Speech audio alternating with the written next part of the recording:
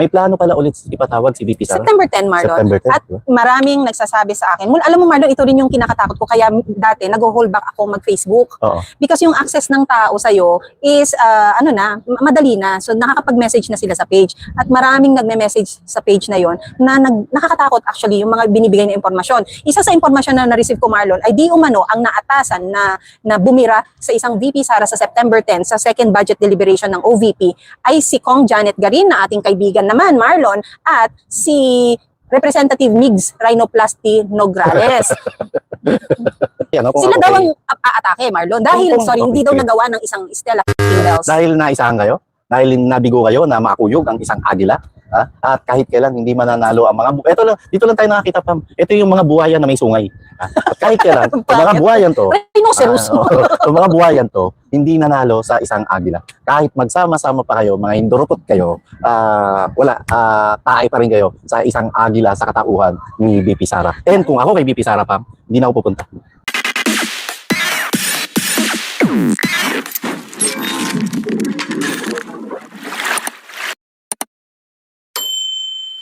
Ano ang meron sa September 3? Solidarity Rally sa pagitan ng iba't ibang grupo na to. Yes. Iba't ibang samahan na nagpapahayag ng kanilang diskontento sa Administrasyong Marcos. Siyempre, particular dito yung KOJC, yung congregation ng KOJC, yung Marcos Alice Jan Movement, at siyempre, nandun din ang Hakbang ng Maysug. Nandyan din ang EDSA Friday Group, Marlon. So, halo-halo to. Merging ito or marriage na tinatawag ito ng mga collective efforts ng mga grupong humihingi ng hustisya under the administration of Marcos Jr. na hindi na tama ang maraming kaganapan. Correct, Pam. And bukod doon sa mga binanggit nating grupo, mayroon pa mga multi-sectoral sectors na darating sa September 3, and meron din ang mula sa mga traditional organizations. May mga brothers and sisters ako na nagsabi, pipilitin nilang pupunta sa September 3 mula sa Scouts Royal Brotherhood National Fraternity and Sorority. Nakakakilabot. Marlon, kagabi rin gusto natin pasalamatan ng ating iniidolong Mother Dragon, Arlica Boljaquera,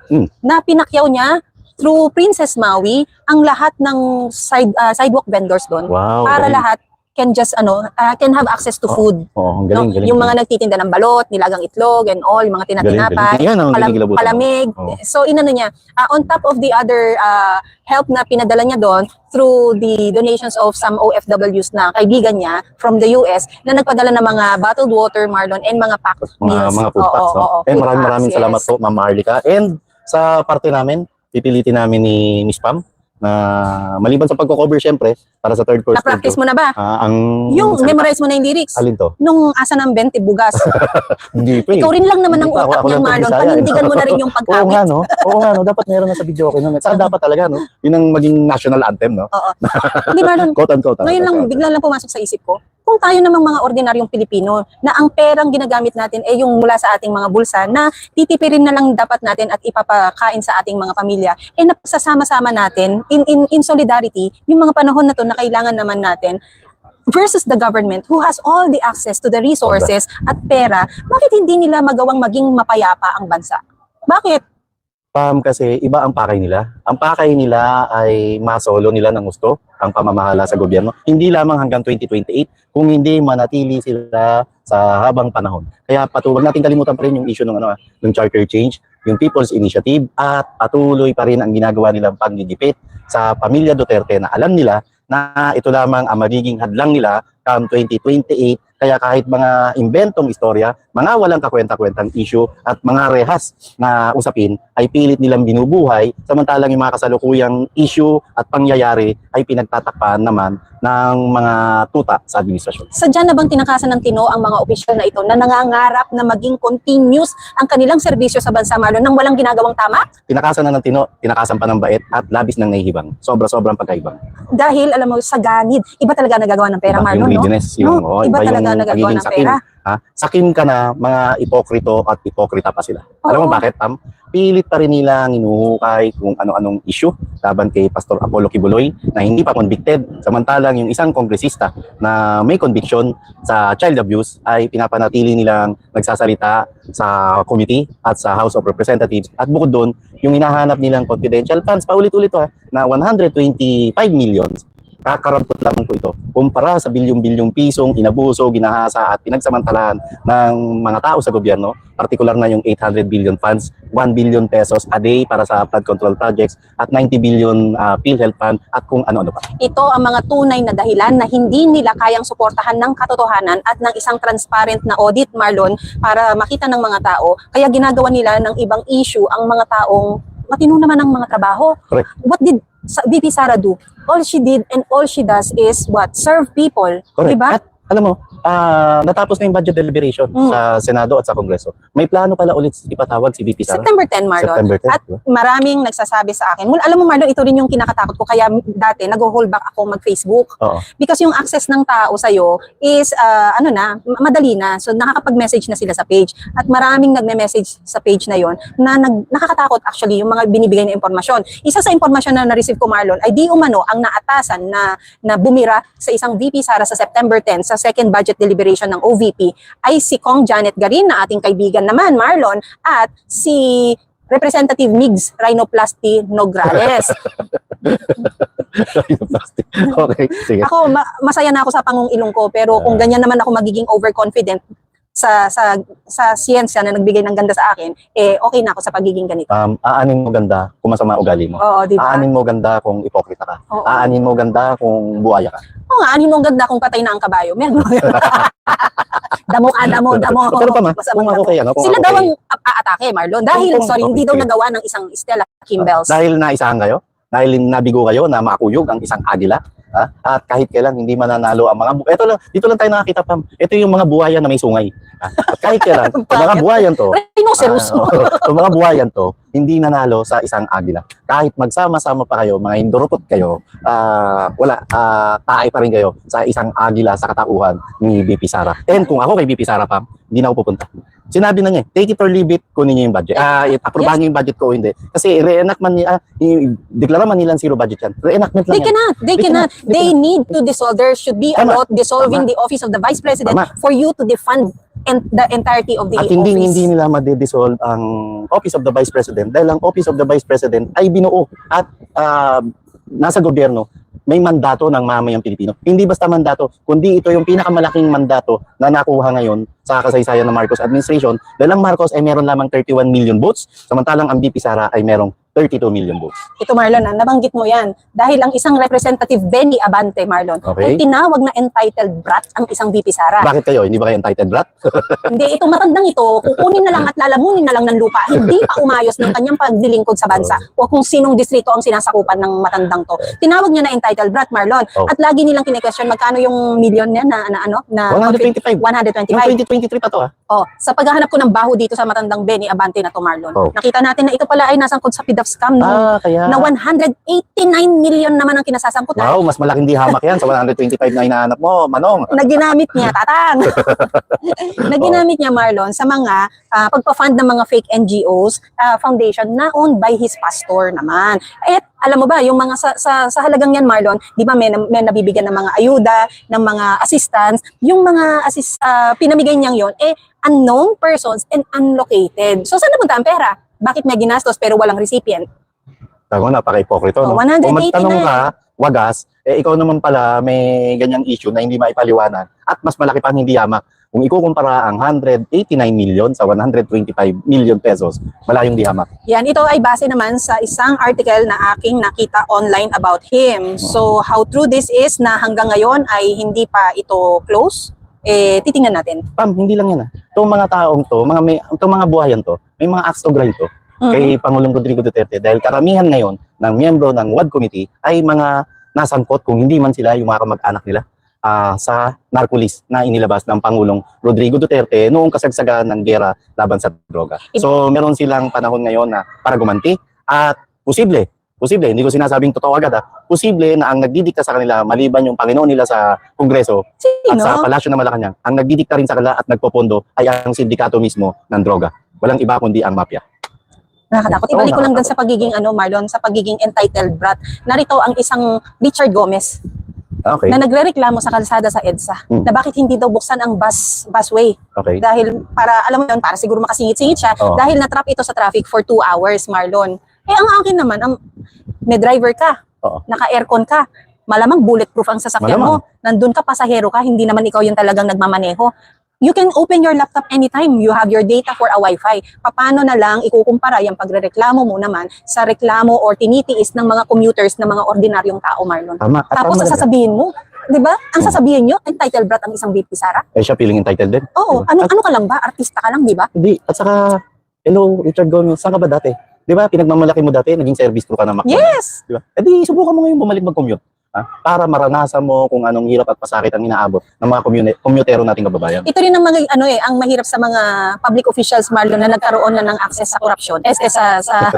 Yung tumaas bang salary grade nila at nagkaroon ng access sa pera, Marlon. Hindi na nila alam balikan kung saan sila nagmula. Richard Gomez, di ba? Isa ka rin lang naman dating ordinaryong tao na nagtatrabaho service crew sa isang fast food chain.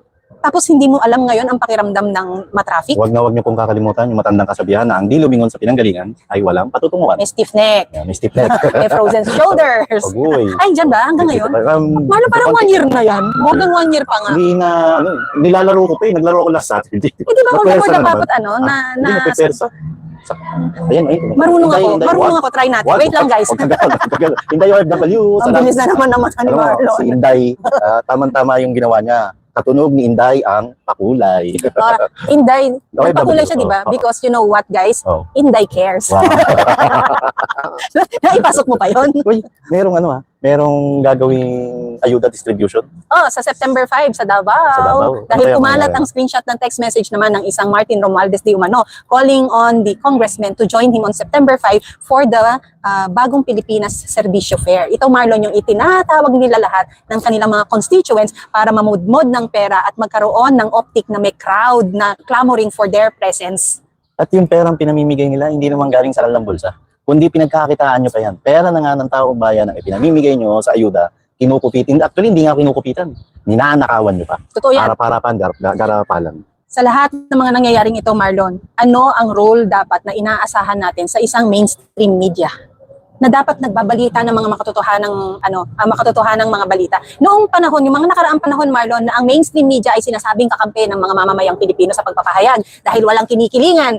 Ano ba yung isa? Walang Serbisyo. serbisyong totoo lamang, di ba? Yun yung sinasabi nilang mga motto ng isang channel dyan. Tama yung topic mo kagabi, nung nag-Dear Pami ka. Noong panahon ng eleksyon, ang sisipag ng mga ito mag-fact check. Yes! Pero ngayon, wala na yung fact na sinasabi nyo. Kundi kayo mismo, mga fact you. As in F-A-C-T. Yeah, tsaka factards. Factards, di ba? Mga retards. Hanggang ngayon, walang question sa pagiging hari ng fake news ng isang Bongbong Marcos Jr. Yes! Oh, thank you for transitioning that. Nang sabihin niya na nung pinasok ang KOJC compound ay wala kahit isang pulis ang may dala ng baril at wala ang natirgas. Ano ba yung mga naglalabasang retrato? Ano yung naglalabasang video? At ano yung naglalabasang larawan? Diba? Hindi ba patunay ito na ang mismong hari ng fake news ay ang isang Bongbong Marcos Jr. At ang mabigat, wala man lang kahit isa sa mainstream media ang ipamukha at i-fact check ito na mali ka, Mr. President, at hindi ka lang basta mali, sinungaling ka pa, Ginoong Pangulo. Na-appoint yata ang mga media personnel, Marlon, ng presidential appointee na rin yata sila. Dahil bayad sila eh. Di umano, Sabi, no? sila ay kasama sa payroll. Mga naka-payroll na, no? And Oo. may covenant pa silang may covenant pa silang, alam ko, nilagtaan at meron pa silang sinasabing panata na kontra fake news. Diba? So, nasan yung panata nyo kontra fake news? Nasan yung pagiging fact-checker nyo? Mga kasama ko sa mainstream media, bakit hindi nyo ibalik sa palasyo ng Malacanang yung hayagang pagsisinungaling ni Bongbong Marcos na walang baril na ginamit at walang tirgas na ginamit ng pasukin ang KOJC compound? Nasa 9 days na sila ngayon. Hindi lamang yun ang dapat nilang i-fact check, Pam. Dapat may nag-fact check na rin sa inyo, kayong mga namamanata, may naglalaman pa kayong panata kontra fake news, yung 5,500 flood control projects. Meron ba kahit isa sa inyo ang nangahas para i-fact check ito at ipamukha sa Pangulong Bongbong Marcos na sinungaling ka, Mr. President? Sinungaling ka na, budol ka pa. Di ba, Marlon, kapag Holy Week ginagamit yung salitang panata? Panata, Parang nung bata kami, ang akala namin sa salitang panata, yun na yung naggaganon sa likod. Ano yan? Yung Penitensya. penitensya. Yun kasi pag diba, may mga namamanata, tapos makikita namin yung mga naggaganon. Ang panata, Pam, araw-araw ginagamit to sa eskwelahan. Ginagamit din to every Monday sa mga government offices. Pagka dinideklara natin yung Pagka sinasabi natin yung panatang makabayan. Yun. I just wanted to say, nung sinasabi ko yung panata-panata na ganyan, yung sa collaboration ng mainstream media with the government, or I don't know if this was a government initiative to collaborate with mainstream media, and then academic institutions, and then here comes COMELEC na nag-join na rin and all, yan sa panatang yan. Kung ako lang din ang mamamanata, Marlon, talagang gagamitin ko yung latigo para dyan sa mga likod nila magdugo. Nagkakatawi Oh, mo. ataw talaga. Pinanood Diba? ko yung ano mo, Pam, kagabi, yung Dear Pami. May point ka dun sa apprehension mo kung masyadong nakakapag-alala itong connivance na nangyayari sa pagitan ng mainstream media at ng kasalukuyang pamahalaan. Hindi natin alam kung saan ang direksyon nito at hindi natin alam kung saan pa tatakbo ang mamayang Pilipino. Kasi kung mismong mga mainstream media ngayon na dapat sila ang bantay at tagapagsulong ng tunay na pangyayari sa lipunan ay wala na, lumalaylay na o laylay na. Hindi natin alam saan papapunta ang Pilipinas. Ano, alam mo, naging basihan ko na mandaraya ang, ang pakiramdam ko to, personal opinion ko to. At wag may mo point ka, Pam. Umaayon ako sa pakiramdam. mandadaya ang mga yan pagdating ng eleksyon. Eleksyon. Dahil itong panata na ginawa nila na labanan ang fake, Marlon, ito ay in preparation to do mind conditioning sa mamamayan na sila ang tamang taong dapat ihalal. Only to do a mind condition, Marlon. But then, we all know for a fact na hawak nila ang makinarya, hawak nila ang resources, hawak nila ang tao, at hawak nila ang pera para magpapunyagi nila yung ganyang masamang gagawin nila. Tama ka, Pam. Malamang sa malamang, ganyan ang gagawin ng mga lokong yan sa darating na eleksyon. Pero ngayon pa lang, Pam, yung connivance na nangyayari sa kanila, yung sabwatan na nangyayari ngayon, sa pagitan ng mainstream media at ng pamahalaan, ngayon pa lang, Pam, mag-aalay na yan sa mga kasinungalingan nila para lokohin ng taong bayan. Unahin natin yung video, yung controversial na poke video. Dapat, kung tunay na objective ang mga mainstream media at kung tunay na pinapahalaga nyo ang salitang fact check, dapat kayo na mismo ang nag-fact check. Pangalawa, Pam, ang nakakapangamba pa rito, yung mga sinasabing walang baril, walang tear gas, baka bukas makalawa kung ano man ang itanim ng kapulisan, ng mga abusadong pulis na nasa KOJC compound ngayon, ayunan at basta na lamang katigan ng mainstream media. At pati yung mga naglalabasan yung media, yung si Executive Secretary ng Nori Cardena, ma'am. Yun yung yung, diba? Yung nasan kayo, mainstream media? Nasan kayo, mainstream media? At nasan yung para hanapin yung pulis niyo? Oy, si Gretchen ho, nakita mo na ba yung heartbeat? At ano sabi ni Gretchen ho? Ano yun? Medyo, ako, yari tayo. Sayo ka, Pab. Yun, ninaan, mamaya na. Narinig ka? Si Gretchen ho, no? Grabe, no? Gretchen ho, siguro balik volleyball ka na lang. Oo nga, ito nang tugto ng bola, ng volleyball, na maraming beses, Marlon. Nawala rin ng tinunang batang to, nilamon ng sistema. Bigla ko naisip, kaya yata iniwan to ng boyfriend niya nun eh. Wag ganun! Ouch! Awit! Awit! Wag ganun, Marlon! Alam niyo yung salita awit, makakatete. Salita millennial yun. Ano may awit? Alam mo ba, tinanong ko pa kay ano yan? Sa- Kay Kriza. Hi, Kriza! Hi, Kriza! Baby girl. Oo. Tapos sabi ko, message ko siya, Kriza, ano ba meaning ng awit? Sabi niya, you're so cute. Ganun siya. Ibig sabihin nun, ouch, ang sakit. Oo nga daw. Ouch, ang Akala sakit. ko nga aray, tapos sakit. Tama. Ouch, ouch, awit, ouch, awit. Parang, may pinanood akong pelikula nakaraan. Ano? Kasi yan. Alam Anyway, nyo, it's a new discovery. Si Marlon po pala ay big fan ng SB19. Alam niyo bang nagkukumahog na habulin yung 12:15 sa sinihan para lang mapanood niya ang SB19. No judgment, my friend. It's okay. I support you, you know? full disclosure to. Full disclosure. Hindi! After that, when was this? 2 days ago, no? 2 days ago. So, balog dal na, bakanting oras ko. So, gusto ko mag-kill time, mga katete kay Ebon. So, ko mag-kill time sa loob ng sinihan. And first time ko lang ulit makapasok ng sinihan after pandemic. Yung ninahabol ko isang English movie na, 12:15 12:15. So, 12:30 na, 1 o'clock na. So, hindi na ako pumasok. Meron ako nakita, 2 o'clock. Ang sabi, ang pagtatag. Documentary film. Ako, magpasok ng lolo nyo. Tukol pala sa world tour ng SB19. Mali din naman kasi yung title, no? Oo, pagtatag. Akala ko, Parang hindi siya, akala hindi ko, siya... sabi ko, ang natingking ko, parang Sinimalaya lang to. Oo, yung mga ganun type. Okay, naiintindihan na kita, pero... Wallet ko kaya, asan? Grabe ka naman! Doon, wala wallet ko. Grabe ka naman! Ay, ito! Andyan, Ito ba? wallet ko. Pinitik ko. Di ko pinipitik? Okay. Grabe siya. Wallet ko. Ito ba yun? Okay. Ano pa to? Ayun. Classic yun. Ay, hindi. Ayun naman. May mga kakampi ka naman pala. Me too. Nakaidaran mo. SB19. Kaidaran niyo po ba si ano? Alam ko lang ako, April 19. Yun ang birthday ko. Anyway. 19? 82. 82? So, mas matanda ka sa akin. O, Ako syempre sa'yo. wala ate.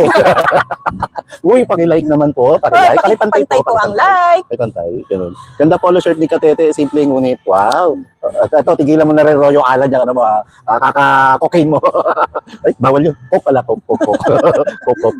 Sir, thank you po. Ikaw Royo nahahawa Alan. ka na, Marlon, ha? Saan? Nahahawa ka na. O, hindi. Yung mga polisiya mo sa Speaking buhay, of, no, hindi speaking of, meron bago ngayon. Tingnan mga ganito na kalala ang drugs ngayon. Bakit? May nag-text sa Ay, wait akin na lang. I just would epekto. like to commend Mother Pebbles. Uy. Kagabi sa kanyang speech, sinabi niya, Marlon, na mas mura nang nabibili ang bawal na gamot kaysa ma-afford ang murang pagkain. Grabe, no? Ang galing din ito. Sabi ko, naisip ko, Mother Pebbles, kamusta po? Oo. naisip ko kagabi, sabi ko, bakit hindi nagbablog tong si Mother Pebbles? Oo.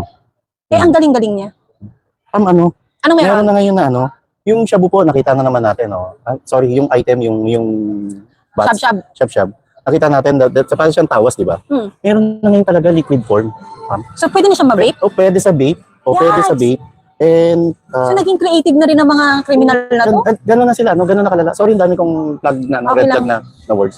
Medyo na, ano lang ako na, ang grabe, no? And pagpapakita ito, reflection ito kung gaano at bumalik na naman sa kalsada ang mga ipinagbabawal na G. Yan din ang sinabi ko kagabi, Marlon, ang pinaka-basic sana ng reflection ng accomplishment ng isang gobyerno safe ang kalsada ni hindi magawa. Kalsada na lang ninakaw mo pa sa amin, di ba? Yan din naman ang sinasabi lagi ni Miss Joey na nakabalik na ba from Davao? Alam ko nakabalik na eh.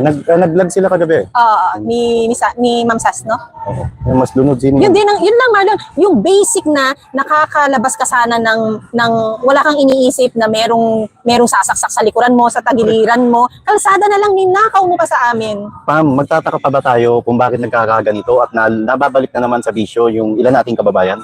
Eh, ang mismong Pangulo natin na pinagduduldulan na sa kanya na magpa-drug test ka dahil matindi ang hinala at akusasyon ng mamayang Pilipino na gumagamit ka ng coke, hanggang ngayon tinatalikuran niya, binabaliwala niya at hindi niya iniintindi. At sa halip, nagpapakita siya ng mga manifestasyon ng isang taong gumagamit. At lulon na lulon sa Nagpapakita paggamit. siya ng isang manifestasyon na para ka na lamang lutang at nag-aasubi na sa hallucination mo. Di ba? Isang patunay ito yung hayagang pagsisinungaling mo. Noon mismong State of the Nation address at kailan lang nung sabihin mo naman na walang barel at walang tear gas ng pasukin ninyo. Sabi niya, hindi kami gumamit. Ganun na siya. May claim na siya as a commander-in-chief. Diba? Na walang tear gas. Kami, no? Kasi yun, may claim na nga na siya talaga ang nasa taas. Diba? Dahil sinabi na rin ni Marlon doon na bakit? Meron bang human rights violation kapag marami ang pulis? Actually, gano'n. Diba? No? Actually, diba? And marami pa pong mga kriminal, marami pang mga notorious na mas dapat yung pagdoonan ng pansin, pero nakatutok lamang kayo sa isang Pastor Apollo Kibuloy na hindi pa nga convicted at alam natin na walang record ng pananakit sa kapwa. Walang record yung kanilang grupo ng abuso kailanman. At higit sa lahat, itong grupong ito ang tumulong sa iyo na nakalipas na eleksyon.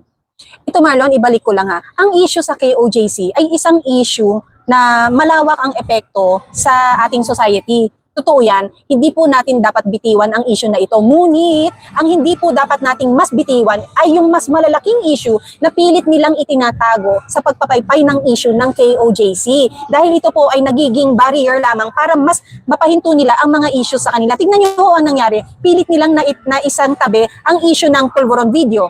Tapos nagkaroon sila ng partnership with mainstream media na ang isa sa mga sinabing very specific na kung gusto nilang labanan ay deep fake. Ito ay pagmamind condition na Tama. kung meron pang lalabas na mga ibang videos, Marlon, ang sasabihin lang ng mainstream media, asahan nyo na to, na ito ay deep fake.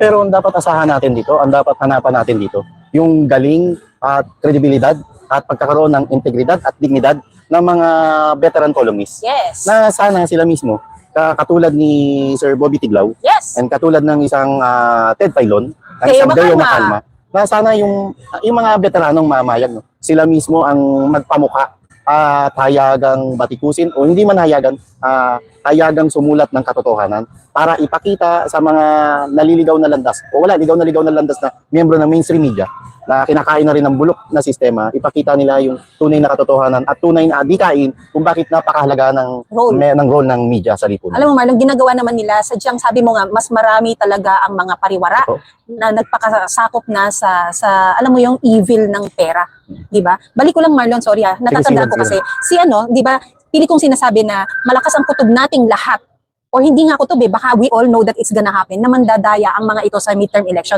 Paano ko nasabi yan? Nagdeklara na ang isang Secretary Benhur Abalos na magre-resign sa kanyang pwesto dahil ito ay tatakbo under PDP, under PFP Partido party Federal ng Pilipinas. for senator sa midterm election. Mm. Nagkaroon dati na, ito guys, i-share ko lang gaano katotoo Mr. Benhur Abalos na last year, meron kang nilapitan na grupo ng PR na gusto mong mag-handle sa iyong dapat senatorial candidacy or campaign. But later on, when you were given a proposal, inatras mo ito through your USEC na nailipat na ngayon sa DOJ. Okay. Dahil ang iyong reason is, hindi mo pa alam at depende sa sasabihin, di umano, ng unang ginang kung papayagan kang tumakbo o hindi. So ngayon, Marlon, if logic is telling me na ngayon nag-express ka, na tatakbo ka nga, ibig sabihin is nagkaroon ka na ng go signal from the madam na okay, Benhur, tumakbo ka. Nagkaroon ka bigla ng confidence na, and part nung pag-atras niya, Marlon, was because hindi siya sumisipa sa mga surveys ng mga panahon na yon. Kahit ipalutang ang pangalan niya, hindi siya sumisipa. Hanggang ngayon, noon pa hanggang ngayon, hindi pumapalo ang pangalan ni Benhur Abalos sa survey. My point exactly. And now you gained courage to tell everyone na tatakbo ka nga. Pagkatapos or kasabay nung sinasabi ninyong collaboration yung with mainstream media and COMELEC. So, Tama ka pa. diba? Tama ka. At yung sinabi mo na kailangan ng clearance ng isang First Lady Lisa Araneta Marcos, so nagpapatunay lamang ito na ang tunay nagpapatakbo sa Pilipinas ay hindi si Bongbong Marcos Jr., kundi ang asawa niya, si Lisa Araneta Marcos, at yan din ang laman ng libro na Kingmaker Book ni Atty. Vic Rodriguez. Yes, merong isang chapter doon ang title, Marlon, is Liza's Meddling Ways. Ibig sabihin, yung pangingialam ng unang ginang sa first 79 days. Actually, hindi pa nga sa first 79 days. Marlon, nung campaign pa lang, meron na ring background doon kung paano siya mangialam. Correct. So, nasa libro po yun. Sa lahat po ng hindi pa nakakabasa, available online sa www.kingmakerthebook.com. Correct. At speaking doon sa pakikialam ng isang First Lady Lisa Araneta Marcos, nasan ngayon yung panata ng mainstream media about fake news para i-validate nyo naman yung patungkol sa kwento ng extraction, kung saan ay sariling resources ng pamahalaan ang ginamit at ang kinasangkapan dito ay mga magigiting na miyembro pa ng Intelligence Service of the Armed Forces of the Philippines o ISAP. Wala man lang kahit isa sa inyo mga mainstream media ang gumalaw, ang sumulat, sumuri at naglathala patungkol sa issue ng extraction. Because iyan din naman ang kailangan labanan, Marlon. Hindi lang yun dahil fake. Ang fake kasi pag sinabi mong lalabanan na fake, merong true, merong false, di ba? Correct. Ito yung pagpapatunay, hindi yan itim, ito ay puti. Correct. Hindi lang po yun ang nasasakupan ng tinatawag nating fake. Ang nasasakupan pa rin ng fake news ay kung ano lang ang balitang gusto nilang sabihin at ano ang balitang gusto nilang ikubli sa impormasyon na dapat nag-gain ng mga mamamayan. Correct. Sabi dito ni BJ, para lang daw Hello Garci. Hindi po, Sir BJ. Mas maigi pa nga nung panahon ng Hello Garci dahil merong mainstream media ang nagsusulat, nagre-report at naglalatala na patungkol doon sa pagtawag ni dating Pangulong Gloria Macapagal Arroyo kay COMELEC Commissioner Virgilio Garciliano. Pero ngayon, wala na ho, kahit isang mainstream media ang buong giting at buong tapang na naglalabas ng katotohanan. At ang natitira na lamang ngayon na matapang na mainstream media at yung may kabuluhan at may dignidad at may kredibilidad, kundi ang SMNI. Yeah, naninindigan, bugbog sarado na sa pagpapalabas ng katotohanan. Pero Marlon, bakit sa tingin mo ang SMNI ay iba ang tono ng pamamahayag sa mas marami? Kasi ang SMNI mulat-mula pa, naniniwala sila sa adhikain ng isang objectivity. Yes. Naniniwala sila sa adhikain na sila yung tunay na dapat bumabandera ng salitang walang kinikilingan at serbisyong totoo lamang.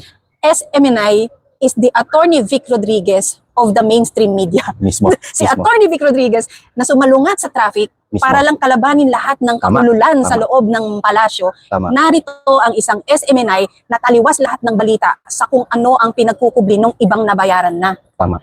At kayo, mga kapete ka Ebon, bilang patunay na hindi tayo bayad, paki-like naman, paki-pantay naman po. Doon ka pala pupunta, buisit Paki-pantay ka. naman. Akala ko saan papunta to? 2,140 yung nanonood. Paki-pantay naman po. May nanonood. Sino? Ang pangalan Rafael. Tapos itong si Sir Rafael. Si Sir Rafa ba to? Okay, Sir Rafa. Ma'am Ivy, Sir Rafa, hello. Ma'am Ivy, hello po. And sila, Miss B. Uy, September hello 3 po. ha. Architect September Butch, 3. hello. Architect Butch, hello We miss po. you. We miss you. And ano ba to? September 3, isang solidarity Anong oras, rally. Marlon? Alam ko, alas 3 ba? Alas 6. Hello So, ko. makita-kita tayo. Teka lang ha. Sorry. Baka saan pa Magkita-kita pumunta po yung tayo. mga tao pag di natin alam. Magkita-kita tayo, ipakita ho natin na hindi tayo napapagod. At yung hanay natin ay patuloy na nakatayo at lumalakas, lumalawak, at lumalaban. Ay, Marlon, ito lang bago tayo magtapos, ha? Please to everyone, be informed na we have our first case of Mpox reported sa Quezon City, Marlon. Meron na nung ano pa, 2 weeks ago. Oh, Ano nga yan? okay, but we have one in Quezon Parang- City? Oh, doon nag-umpisa. Alam mo saan nag-umpisa pa? Pinasara na ni Mayor Joy Belmonte. Ayun, dapat. Alam mo saan nag-umpisa? Sa ISPA. Sa ISPA na may, oo nga, sa ISPA na may happy ending. Ito ba? Nasa report. Pinasara na and meron pang, alam ko sa facial. Ano tawag sa mga patrons ng spa na may happy ending? Ay, tanong natin sa mga nakakaalam dyan. Di ko alam yan pa. Wala ako alam sa ganyan. Happy enders. Happy enders, no? Oh, Sila yung mga happy enders. Oo, Kaya nga, huwag muna pupunta and sa mga happy ending yung, places. and dapat, no? Dapat, kung gusto nyong pagtakpan, yung tunay na katotohanan, dapat yung bakuna, ipagpatuloy. Doon nila lakasan, no? Doon bumuhos ng atensyon, oras, at pagkakataon yung mga buhayang may sungay, na, di ba? Gusto kong Patawag nilang bakunahan yung mga DOH. buhayang yan, Marlon. Naku, tatawag Alam mo na, kung anong atras gagamitin ko? na, atras na, ano? Barena. Atras na pa. Barena. Ultimo lason, hindi na ubra sa kanila. Yun lang, no? Eh, yung bakuna, alam naman natin na maraming noon, hirap na hirap ng COVID, eh. Maraming nawala ng tiwala na sa bakuna dahil dun sa Dengbaksya na kinasangkutan ng kaibigan nating si Congresswoman Janet Janet Garin Garin. na dating DOH Secretary. Sana ngayon, ang mga gawin ng mga kongresistang to, di ba? Hikayatin, palakasin yung information dissemination campaign para hikayatin ng lahat at ay ipakalat agad ang bakuna. Hindi lamang bakuna ng Mpox, kundi bakuna na rin ng African Swine Flu.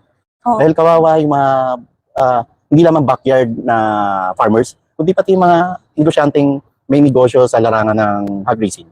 Yun. Maraming problema ang lipunan na ang pinagkakaabalahan nila ay gipitin lamang ang mga kapatid natin sa KOJC at pinagkakaabalahan nila kung paano siraan ang pamilya Duterte. Alam mo, Marlon, on top of all these problems, ang mas mataas na nagiging rason bakit kailangan meron tayong ikabahala, alam natin na matindi ang korupsyon. Kapag itong Mpox na to ay naging pandemya na naman, Marlon, meron po ba kayong maasahan sa gobyerno nakaupo?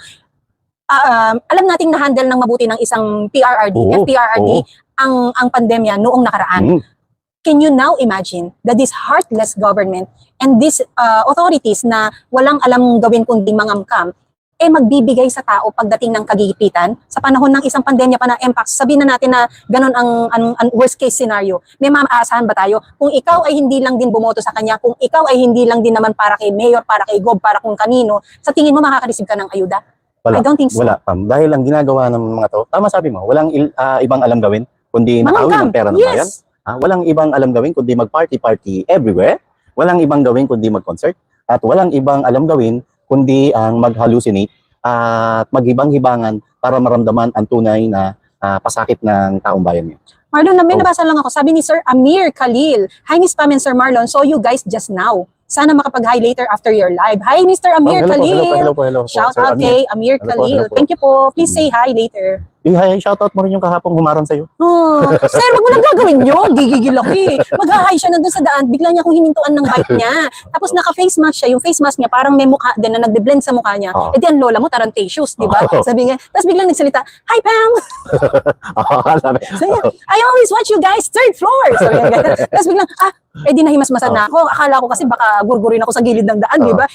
Nag-struggle ako doon sa bitbit kong bag. Meron akong take out, meron pa akong milk tea. Napagulat na tuloy, di ako nagdadayat. Nagulat ako sa'yo. Ay, buti na lang nag-go. Di umarangkada na ang lolo mong nagbabike. Sabi ko, okay. Sabi ko, safe ako. hello, sir. Hi, sir. Kung kamag-anak Hello, naman Sir po Biker. si Sir Chino Mirabel, Mirabel. no? Sabi ko, si Dude.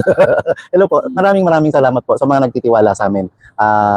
Nakakatuwa, Pam. All walks of life yung Tingnan mo tong si 6988 kid, nakahanap pa ng kalokohan na. Oh, Baka si baka raw Mr. si Right, Mr. Right. si Mr. Right Nasaan ba? tapos nakakubli yung mukha.